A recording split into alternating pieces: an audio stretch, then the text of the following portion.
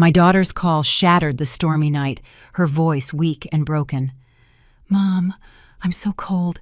Help me help my baby." "Where are you?" I asked, my voice laced with desperation. "Daniel left me at a bus stop. It hurts so much." And in that instant, a blood-curdling scream tore through the line. "I'm glad you're here.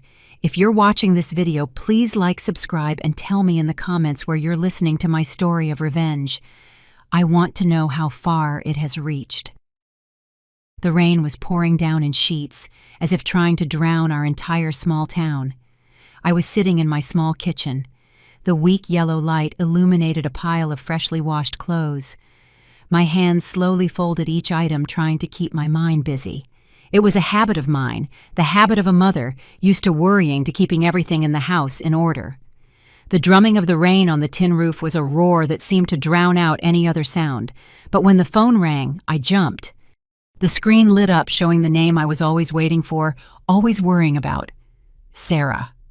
I answered immediately, my hands trembling as if I sensed something terrible was happening. "Sarah, honey," I called out, my voice cracking against the whistling wind on the other end of the line. The static was awful, like my daughter was right in the middle of the storm. Then a faint voice, almost a whisper, came through. "Mom, I'm so cold. Help me save my baby." I felt my heart stop. The voice of Sarah, my daughter, whom I had cradled since she was a tiny thing, was now so weak I had to press my ear to the phone just to hear her. "Where are you? Sarah, tell me where you are." I practically screamed, but I only managed to catch a few scattered words. "Daniel left me at the bus stop. It hurts so much." And then a sharp, gut-wrenching scream shot through the line, tearing the night apart. After that total silence, the call dropped.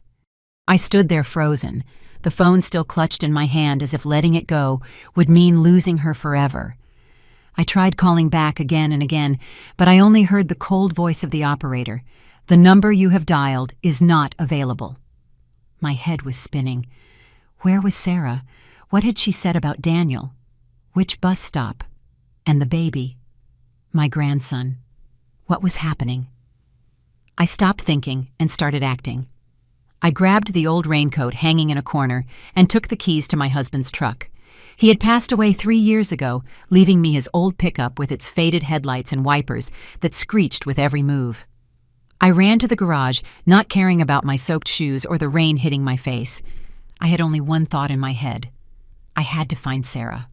The truck pushed through the white curtain of rain, its weak headlights struggling to pierce the dense water. I drove to the hospital where Sarah had her pregnancy checkups. She was almost due, and I remembered her telling me on her last call that she had an appointment today. But when I got there, the nurse at the front desk shook her head. "Miss Sarah Salgado was discharged early this morning. Her husband came for her." My heart sank again. Daniel had picked her up. Then why was she calling me for help in the middle of the storm? I couldn't believe it. I started the truck and headed to the house Sarah shared with her husband, about 10 miles from there. The little house was on the outskirts, where she had moved with Daniel after they got married. I pounded on the door, shouted her name, but the house was dark, without a single response, only the howling of the rain and wind. I got back in the truck, a knot in my stomach. The westbound highway, the only route from the hospital to their house, appeared in my mind as the last clue. I drove, stopping at every bus stop, getting out of the truck to scream her name into the rain. "Sarah, honey." My voice was lost, carried away by the wind. No one answered. The first bus stop, the second, not a soul, just rain and darkness. When I reached the third one, as the truck's headlights swept across the tin roof, I saw something that made my blood run cold. A cream-colored maternity coat, the same one I had bought for Sarah when she was 7 months pregnant. It was soaked, lying on the dirty ground next to the base of a pole. Nearby there was a shattered cell phone, its screen broken into 1,000 pieces, as if someone had thrown it violently against the ground. I got out of the truck, my legs shaking so much I almost fell. I picked up the coat, clutching it tightly, as cold rainwater ran through my fingers. "Sarah," I whispered, my voice choked. I walked into the bus shelter, into a dark corner, and then I saw her. Sarah, my daughter, was huddled in a corner, shivering from head to toe, holding a newborn baby, red and wrapped in a thin diaper. Her face was as pale as paper, her eyes closed, her lips purple, the baby in her arms. My grandson was tiny, fragile, not crying, not moving. "Sarah!" I screamed, running towards her. I knelt the icy water, soaking my pants to the bone, but I didn't care. I quickly pulled a towel from my bag, wrapped the baby, and took off my own jacket to cover Sarah. "Honey, Mom's here. I'm here." I kept repeating, my tears mixing with the rain. I got them both into the truck, placing the baby on my lap, trying to keep him warm. My hands trembled as I dialed 911. "Please come quick, my daughter. My grandson." I could barely form a sentence. I was just crying. The person on the other end asked where I was, and I just managed to scream. "The 3rd bus stop, westbound highway. Please hurry." I stayed in the truck holding Sarah, trying to warm her with my own body. She half opened her eyes, looked at me, and her voice was a thread about to break. "I don't want to die. Daniel abandoned me." Then she fainted, her head falling onto my shoulder. The ambulance arrived after 10 minutes that felt like an eternity. A young paramedic quickly checked on Sarah and the baby. Her voice was rushed but reassuring. "It's a good thing you got here in time. She gave birth alone. The baby has hypothermia, and she's exhausted." I just nodded, unable to speak, tears streaming down my face.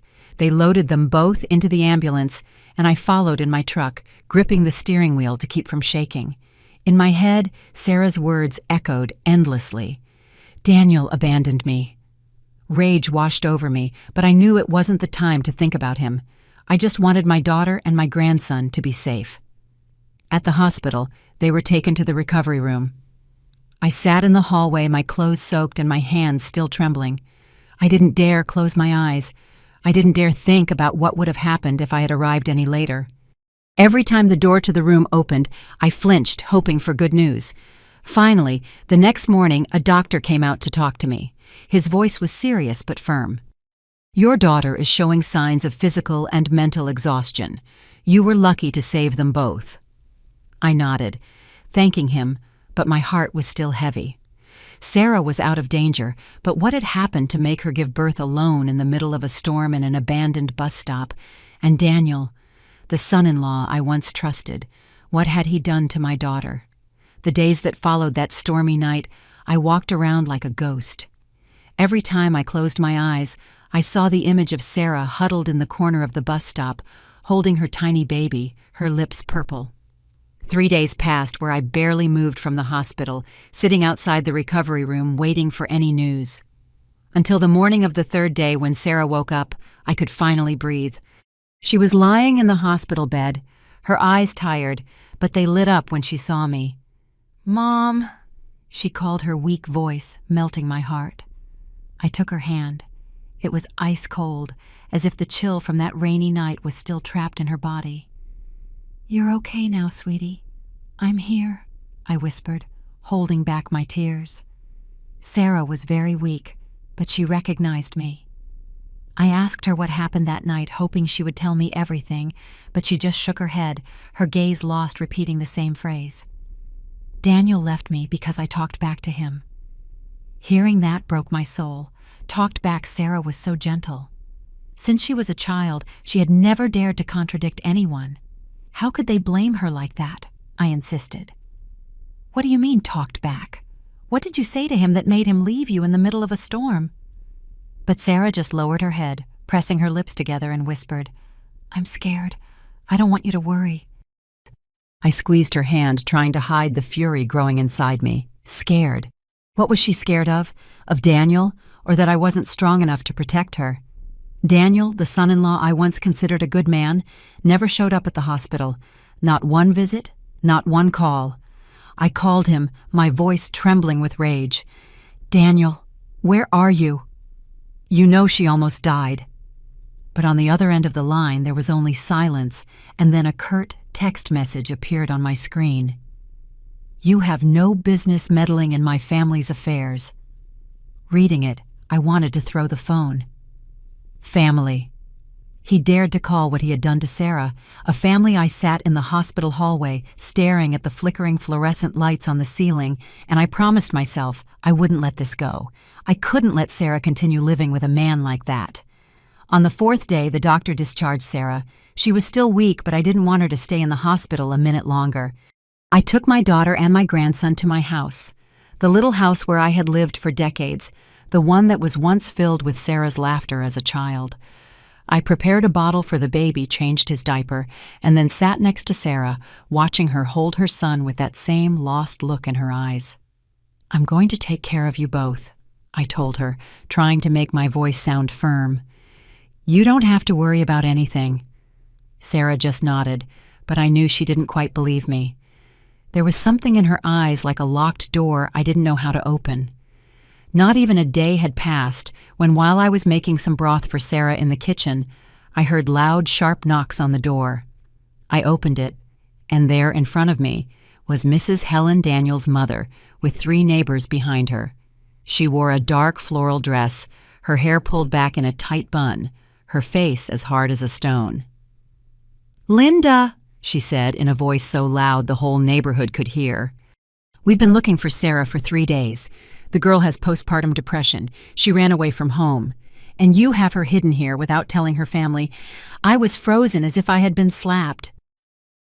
Postpartum depression. Sarah had run away. Before I could say anything, one of the neighbors, Mrs. Rose, chimed in. "I've seen Daniel looking for his wife every night, poor thing. Don't you feel sorry for the boy?"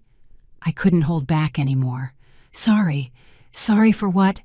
I shouted, my voice trembling with rage. "Was it Daniel who left my daughter at a bus stop in the middle of a storm to give birth alone, and you dare to say that I don't love her?" The crowd fell silent, but their eyes were full of doubt. Then I heard footsteps behind them. Daniel appeared, getting out of his familiar silver truck, wearing a white shirt, carrying a can of formula, feigning concern. He looked at me with a calm but cold voice. "Mrs. Linda Sarah needs to come home. I don't want to make a scene, but if you continue like this, I'll have to call the police. You and her, you're both showing signs of mental instability." I felt the blood rush to my head. I clenched my fists so tight my nails dug into my skin. And on top of everything, he dared to say I was unstable, to threaten me with the police. I was about to lunge at him to scream in his face. But then I heard Sarah's voice from inside, soft but firm. "Mom, I'm fine. Let me go.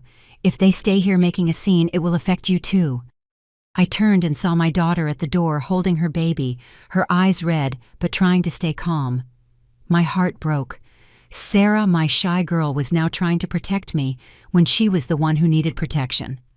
I wanted to hold her back, to scream that under no circumstances would I let her go back with that man. But the looks from the people outside, their whispers, and Sarah's silence left me powerless. I had no proof, nothing to prove what Daniel had done, only my word, and a mother's word in their eyes was not to be trusted. I stood there watching Sarah get into Daniel's truck with the baby in her arms. He opened the door for her with a caring gesture, but his gaze passed over me cold and defiant.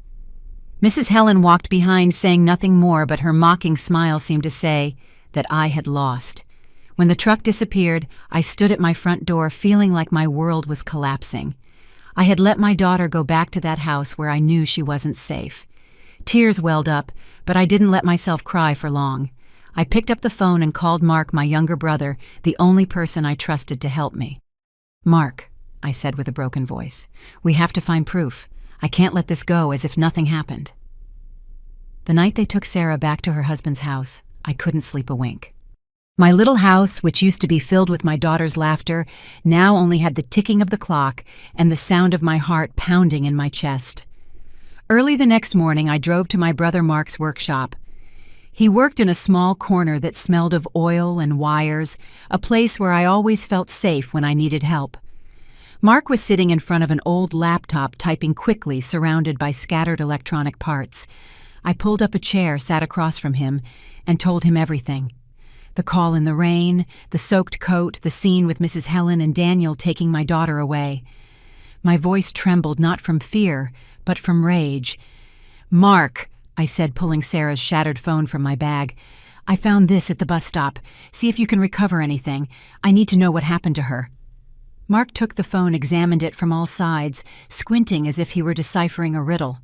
"Sis," he said in his deep voice, "with the phone this broken, recovering the data is going to be a problem, but I'll give it a try." And about Daniel.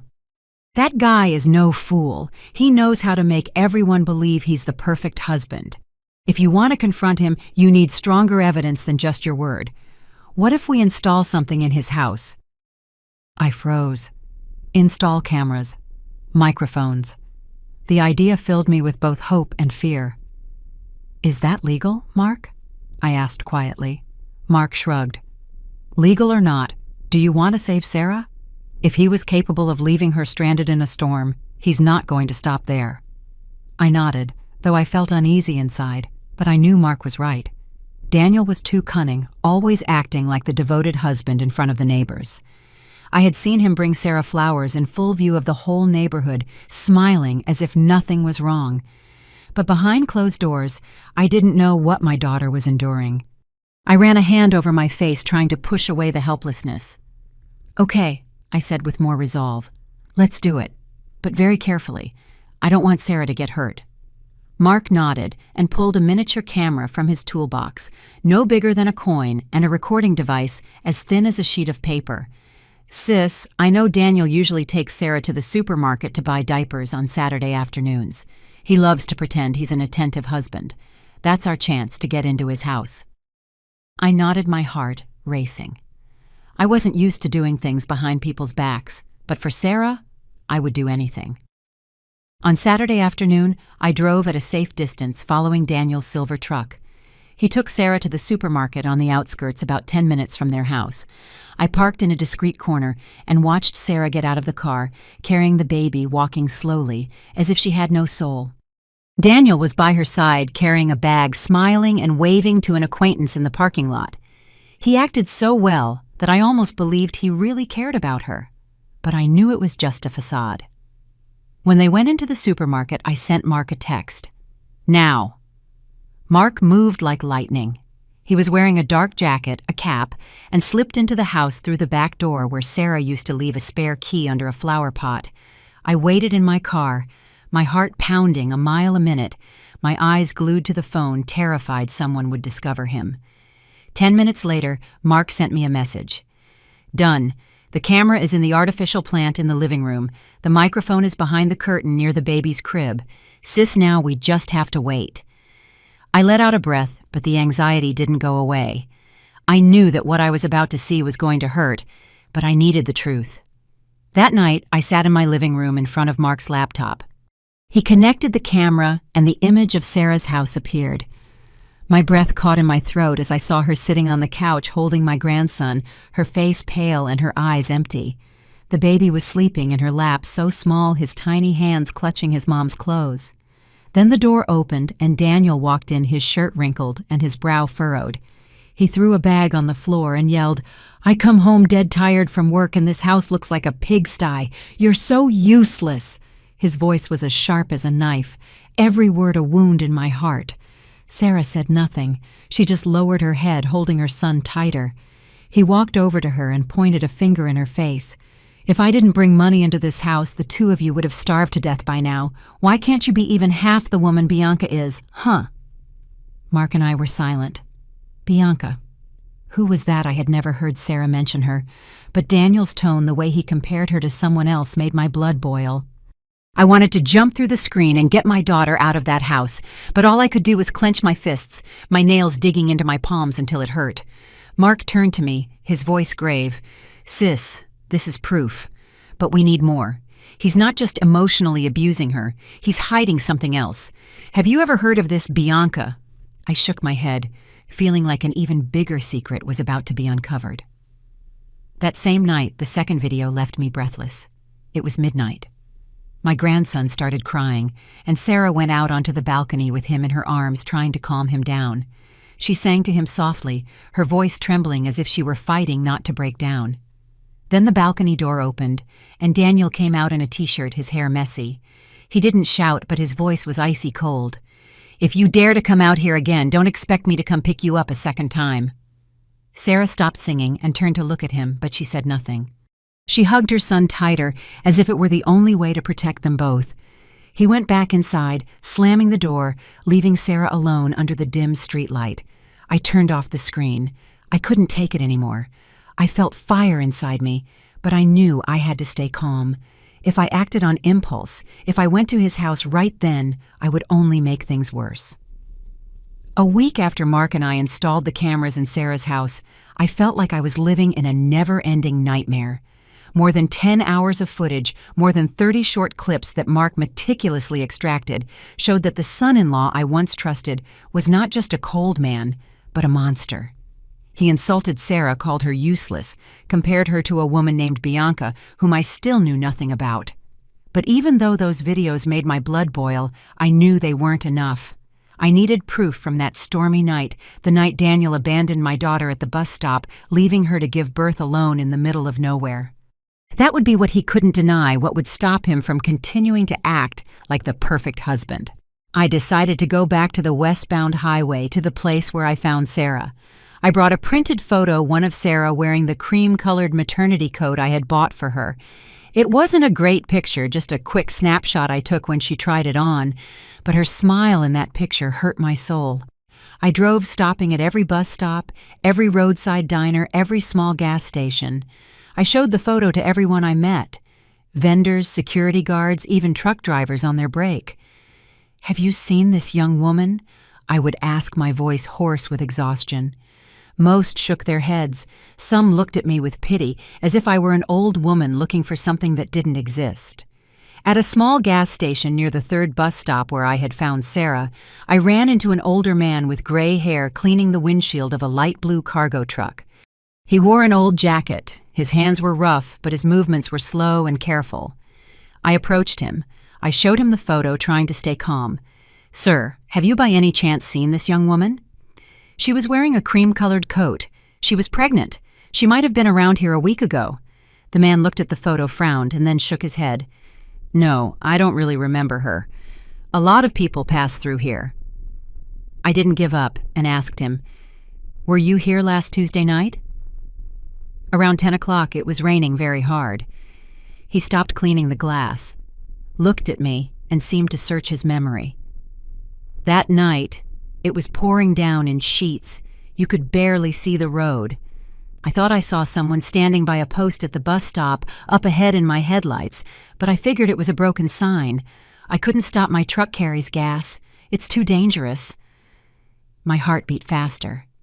"Do you have a dash cam?" I asked, my voice trembling, not daring to get my hopes up too high. The man hesitated, looked at me for a moment, and then nodded. "Yes, but I'm not sure if that video is still saved. Let me call my nephew to bring the laptop. If you remember the day and time correctly, I can check." I nodded repeatedly, thanking him over and over, feeling like my heart was going to burst with hope. I stood there next to his truck. The cold wind made me shiver, but I didn't care. Just one piece of evidence, just one recorded moment, and I could prove what Daniel had done.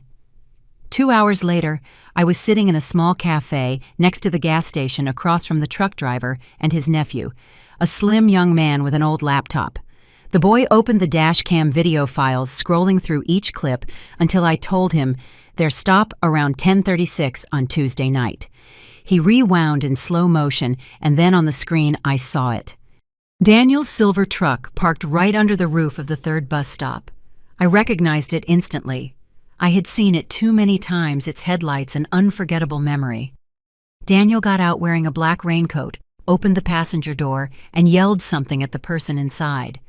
It was raining so hard you couldn't hear anything, but I saw him raise his hand, point, and then slam the door. The truck sped off, leaving behind a figure stumbling in the rain. It was Sarah in her soaked cream-colored coat, her hands on her belly, walking with difficulty before collapsing. I was speechless, tears streaming down my face without me realizing it. "That's her," I whispered, covering my mouth. The truck driver looked at me, his expression soft, as if he understood my pain. "Ma'am, I'm so sorry. If I had known it was a person, I would have stopped." I shook my head, trying to hold back my sobs. "No, it's not your fault. Thank you, really, thank you so much." I asked for a copy of the video, and he nodded, telling his nephew to transfer it to a USB drive for me. When I held that small drive in my hand, it felt like I was holding a ray of light in the darkness. This was the proof, something Daniel couldn't deny, An accidental witness, a complete stranger, impossible to manipulate. That night, I took the USB to Mark. He reviewed the video, comparing it now on the screen. 10:36 p.m., just as I remembered. "Sis," Mark said firmly, "this is enough to take him to court. If we combine it with the recordings and videos from the house, we can prove not only that he psychologically abuses her, but that he abandoned her in a moment of emergency." I nodded, but my heart was still heavy. One afternoon, I was sitting in my small living room. The yellow light from the old lamp illuminated the laptop screen. I rewatched the video Mark had just sent me. Every frame was like a stab in the heart. Sarah, my daughter, sitting on the couch holding my grandson, her hands trembling as she fed him. Her pale face, her lost gaze as if her soul had been ripped out. Then I noticed a small detail that made my blood boil. Daniel's cell phone, which was on the table next to the couch, suddenly lit up. It was an incoming call. He looked at the screen, got up quickly, and went out to the patio with the phone. I turned up the volume, trying to hear every word. His voice came through sickeningly sweet. "Bianca, my love, last night you told me you were tired, right? Rest well today. Okay, my life?" I flinched, gripping the edge of the table. Bianca, that name again, like a ghost that wouldn't go away. He kept talking in a tender voice, calling the person on the other end my life, without the slightest hesitation, even though Sarah was just a few feet away. I looked at my daughter in the video. She kept her head down as if she couldn't hear, or maybe she was already used to his cruelty. My heart ached. Daniel not only abused her psychologically, not only had he abandoned her in the rain, but he was also shamelessly talking to another woman right in front of his own wife. I turned off the screen. I couldn't take it anymore. I felt fire inside me, but I knew that if I wanted to save Sarah, I had to keep a cool head. The next morning, I decided to investigate Bianca. I didn't know who she was, but her name had become a key piece of the puzzle. I went to the neighborhood where Sarah lived, where the neighbors used to gather to gossip. I stopped by Mrs. Teresa's laundromat, a talkative middle-aged woman who knew a lot. I pretended to ask casually, "Teresa, have you heard of a girl named Bianca around here?" She stopped folding clothes, looked at me and smiled slyly. Bianca Rivers, the pretty one who lives at the beginning of 5th Street. She rents a luxury apartment, always well-dressed, but has a bad reputation. They say her boyfriend is an office worker, but she spends like she's rich. Who knows who's paying for that lifestyle?" I nodded, thanked her, but inside I felt a whirlwind. Office worker Daniel was just an administrative employee. How could he afford to support someone like that? I couldn't stay still that night. I took my truck and drove to 5th Street, where Teresa said Bianca lived. I parked in a dark corner near a small shop and waited. At 7 o'clock sharp, Daniel's silver truck appeared. I recognized it immediately. It had haunted me since that stormy night. He got out wearing a white shirt and well-combed hair, looking like an exemplary man. Then a young woman with long, shiny hair and a tight dress came out of the building. He hugged her in a gentle but intimate way and then kissed her on the forehead as if they were husband and wife. My heart was pounding, my hands shaking as I took out my cell phone to record. I tried to hold it steady, capturing every moment. He smiled, said something to her, and then they both went into the building holding hands. I drove home with my heart in pieces. I wasn't just angry with Daniel. I was hurting for Sarah. She had been living with a liar, a man who not only abused her, but betrayed her. I went to Sarah's house that same night when Daniel hadn't returned yet. She was sitting in the living room holding my grandson, her eyes tired. I pulled up a chair, sat next to her, opened my cell phone, and showed her the video. "Sarah, look," I said with a trembling voice. "This is Daniel, and this is the woman he talks about, Bianca." Sarah looked at the screen, her hands tightening around the baby, and then she broke down, sobs tearing through the silence. "Mom," she said between gasps, "I knew it. I saw strange messages on his phone once. I asked him, but he laughed and told me I was crazy.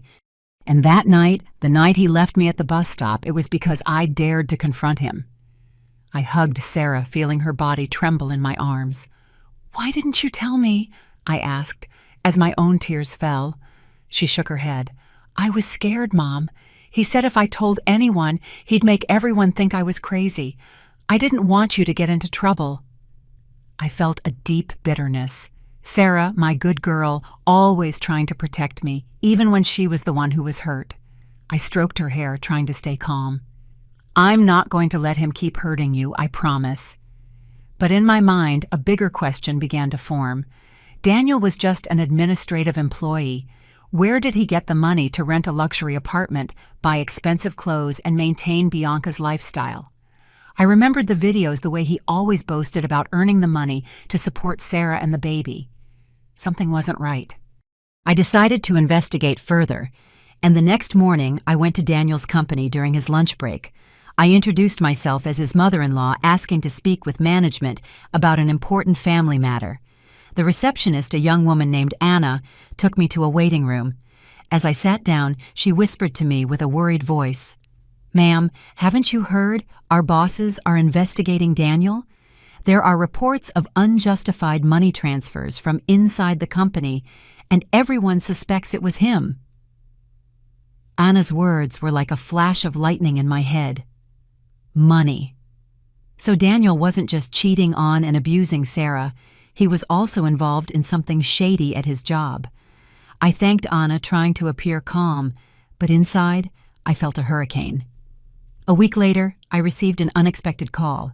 The phone rang at noon while I was sitting in the kitchen, a cup of cold coffee in my hand. The number was unknown, but the voice on the other end was clear, polite, but firm. "Mrs. Linda, I'm Robert Evans, Executive Vice President of the company where Daniel Salgado works. We've received a copy of the dash cam video and some recordings about the psychological abuse in his home. We need to see you immediately." I froze the cup, almost slipping from my hands. My heart was pounding, a mix of hope and fear. Someone believed me. Or was it another of Daniel's traps? I took a deep breath, trying to stay calm.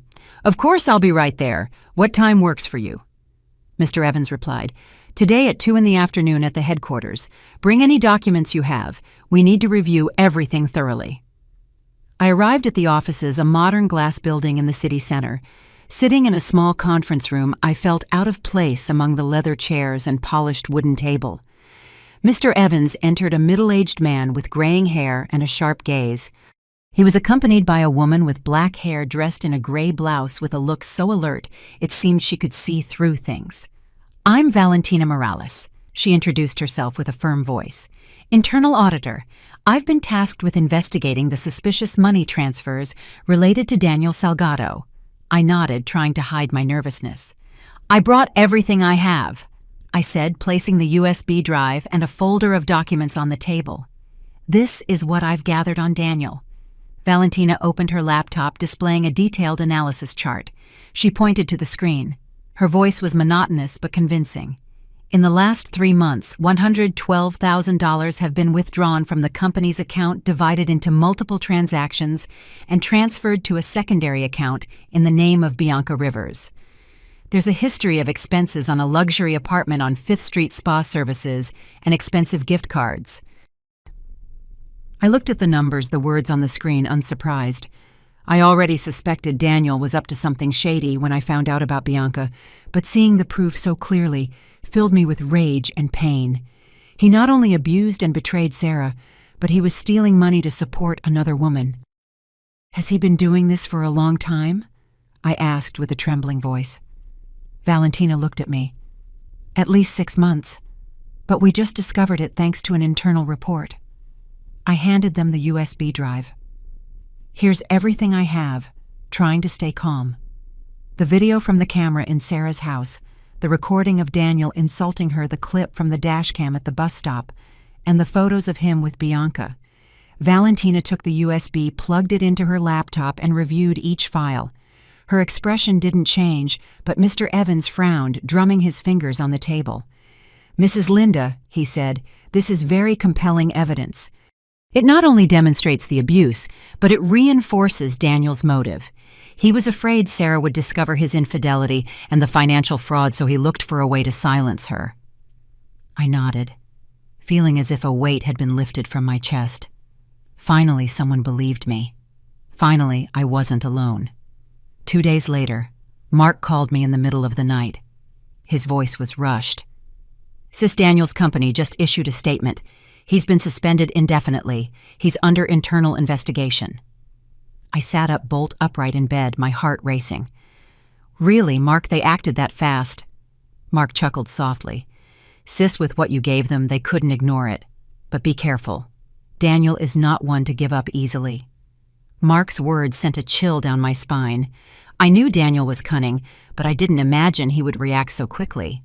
The next morning, I opened Facebook to see if there was any neighborhood news, but what I saw left me frozen. A long post on Daniel's profile with a title that paralyzed me. When you just want to be a good husband, but they turn you into the villain. He wrote like a victim, saying that I, his mother-in-law, had slandered him, made up stories, destroyed his family. He posted old videos. Him holding my grandson cleaning up, spilled milk, kissing Sarah's forehead while she slept, all with soft background music. I watched it with trembling hands, blood boiling in my veins. Those images were real, but I knew they were just a facade. How long had he been putting on this show, and how many people believed him? Below the post, his mother. Mrs. Helen left the first comment like a stab in my heart. My son is carrying the weight of the world. But the reality is that Sarah was diagnosed with postpartum emotional disorder. She herself said her own mother wanted to harm her, and now that mother blames my son. That morning, my phone wouldn't stop vibrating. Social media notifications were piling up. Messages, comments, even calls from distant relatives I barely remembered. A niece called me, her voice hesitant. Auntie, I didn't think my cousin-in-law was suffering so much. Please don't make the problem bigger, okay?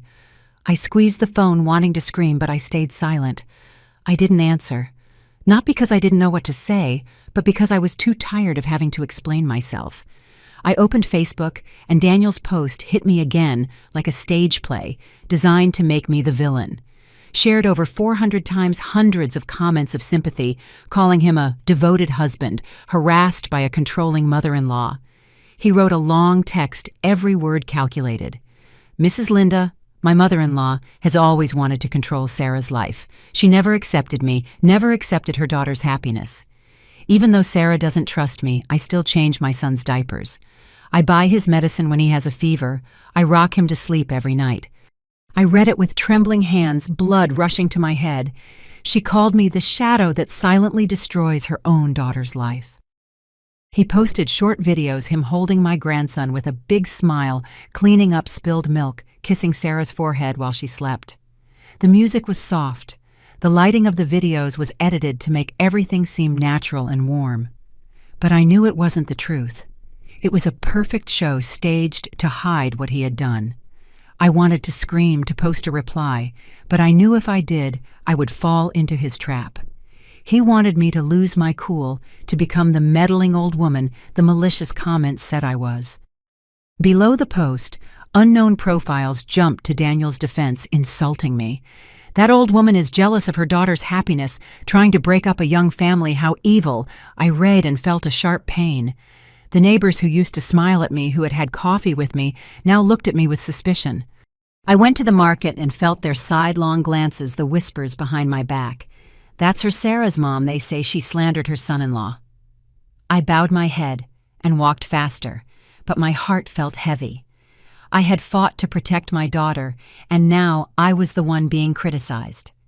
2 days later, I was with Mark in his workshop, reviewing the videos from the camera in Sarah's house. I wanted to find more proof, anything that would unmask Daniel's theater. Mark, with his sharp gaze, pointed to a video. Sis, look at the time. The clip Daniel posted on Facebook where he holds the baby was recorded on the same day as this other one. I looked at the screen and saw Daniel holding my grandson, smiling like a model father.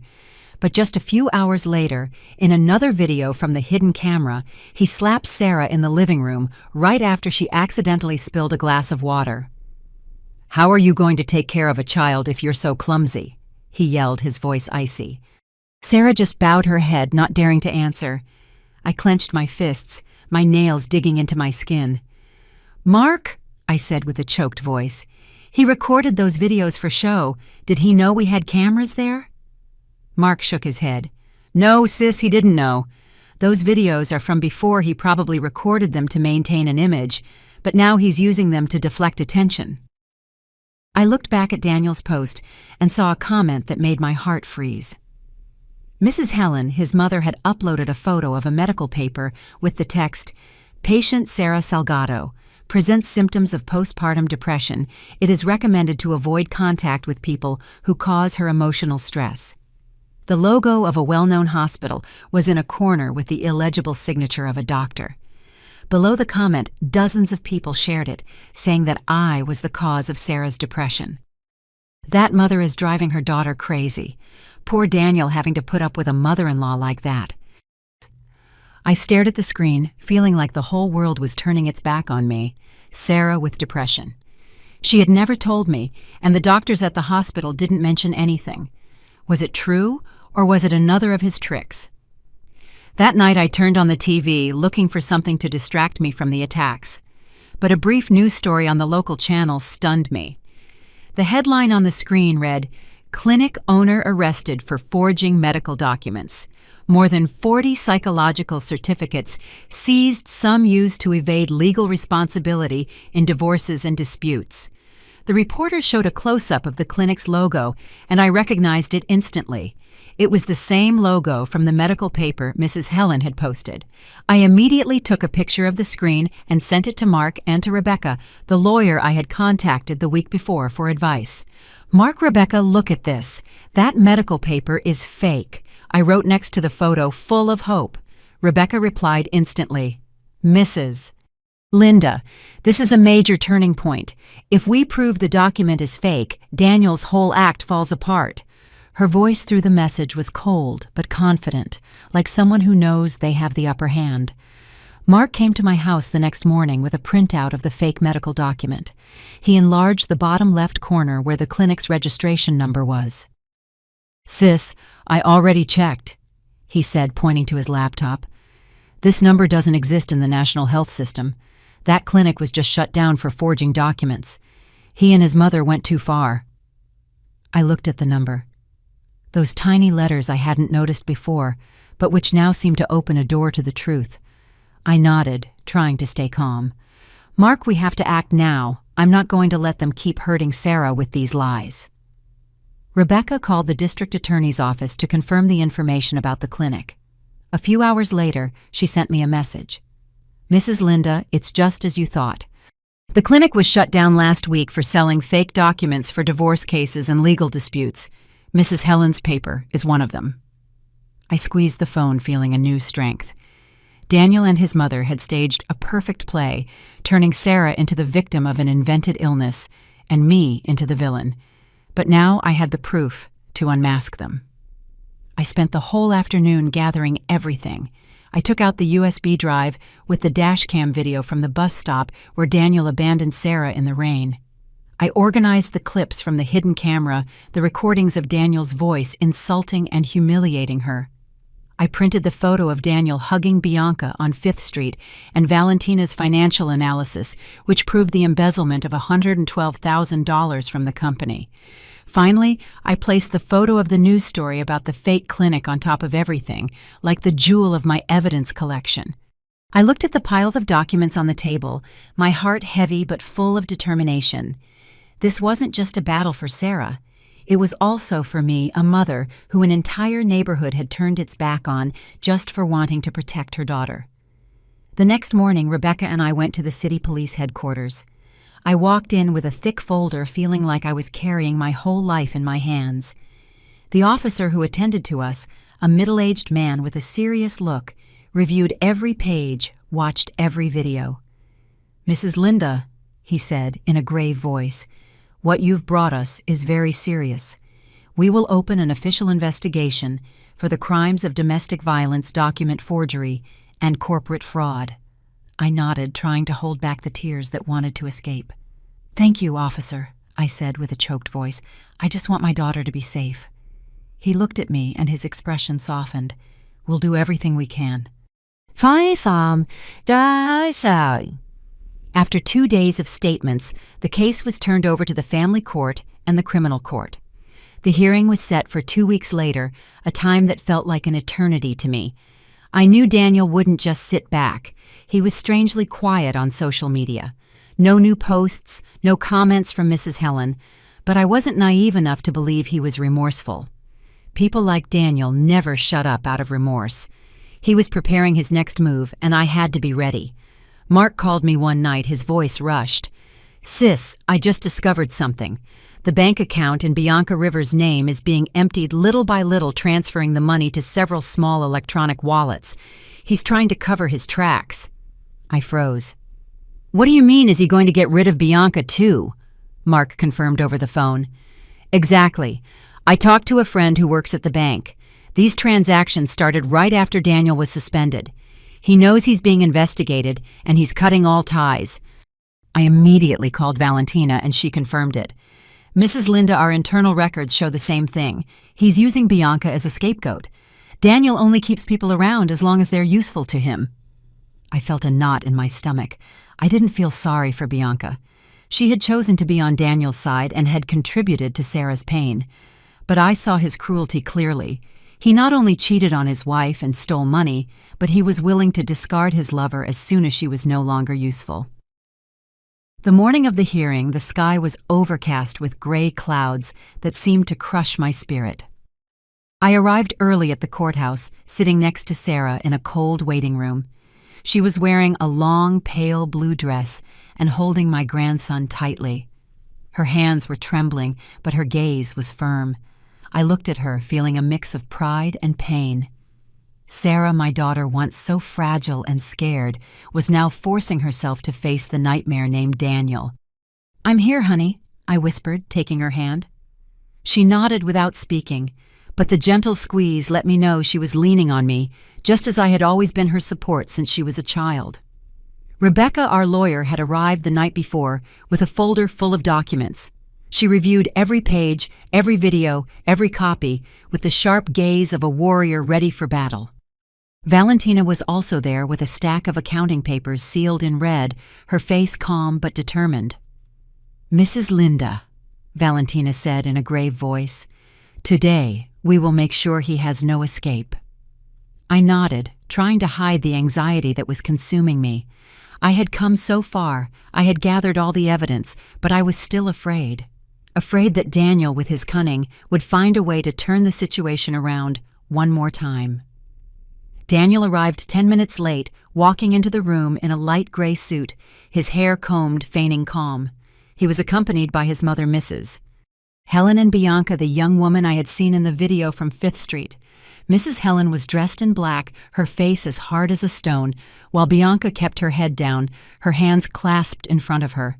I glanced at Sarah and saw her look at Bianca for a moment, before quickly looking down, holding my grandson tighter.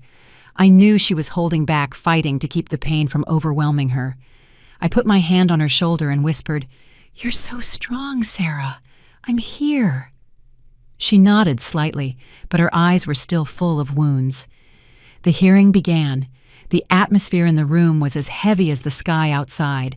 Rebecca stood up and presented the charges with a clear, sharp voice. She showed every piece of evidence. The dash cam video of Daniel abandoning Sarah in the rain, the clips from the hidden camera where he insulted and threatened her, the photos of him hugging Bianca, and the financial analysis that proved the embezzlement of $112,000. She concluded with a fake medical certificate that Mrs. Helen posted on Facebook, along with the information about the closed clinic. The room fell silent. You could only hear the rustling of papers and the held breaths of those present. I looked around and saw how the expressions of some jury members changed from doubt to astonishment. When it was Daniel's lawyer's turn, I held my breath, preparing for a long string of denials. But what happened left me stunned.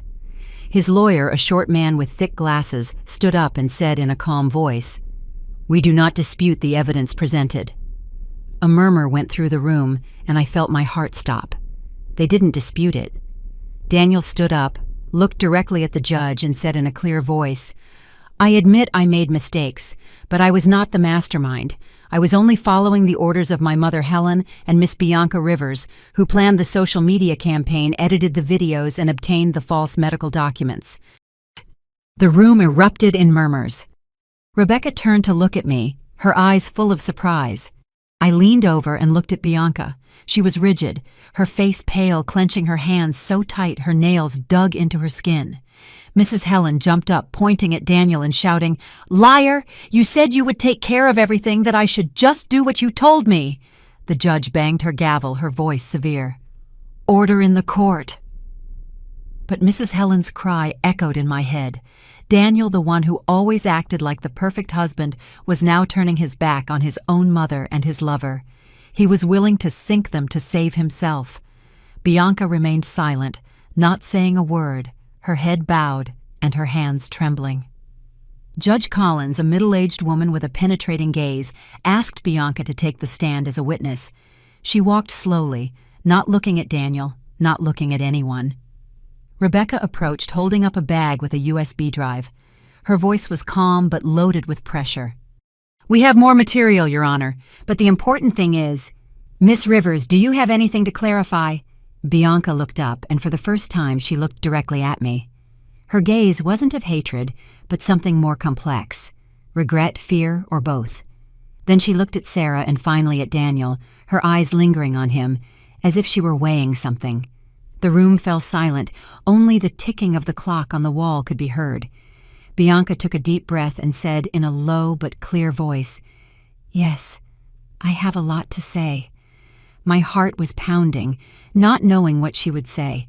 Would she defend Daniel or unmask him? I took Sarah's hand, feeling how cold it was. "Mom," my daughter whispered, her voice trembling.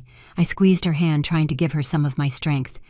"It's okay, honey," I told her, though I was trembling too. Bianca was there in front of the whole room, and I knew that what she was about to say would change everything.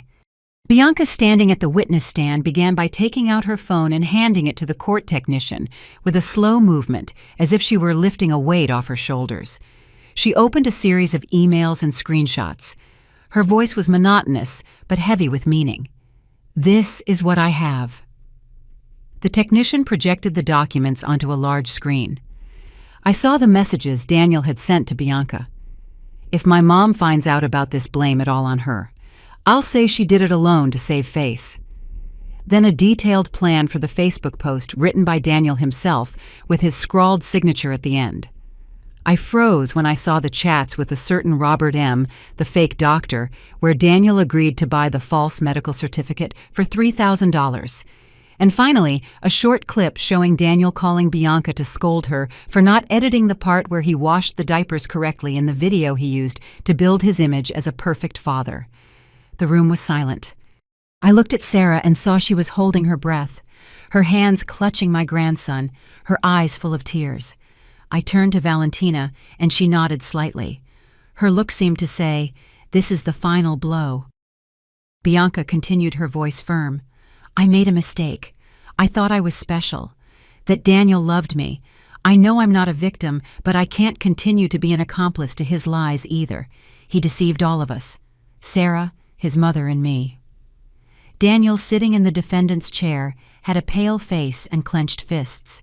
He shouted, his voice breaking, "What are you saying, Bianca? You promised you wouldn't." Judge Collins banged her gavel, her voice severe. "Silence the defendant." But his shout echoed in my head like that of a cornered animal. Rebecca stood up, holding up a USB drive, her voice sharp. "Your Honor, we have more documents that confirm this.